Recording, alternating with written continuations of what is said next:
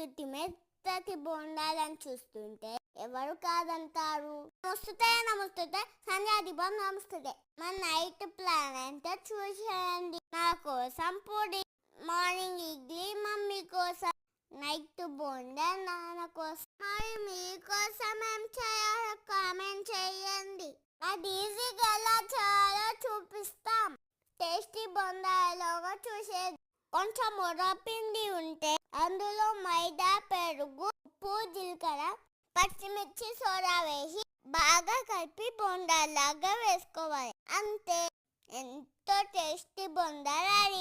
పల్లి చట్నీ కూడా ఒకటి తినడం స్టార్ట్ చేసిందంటే ఇంకా బౌల్ ఖాళీ కావాల్సిందే.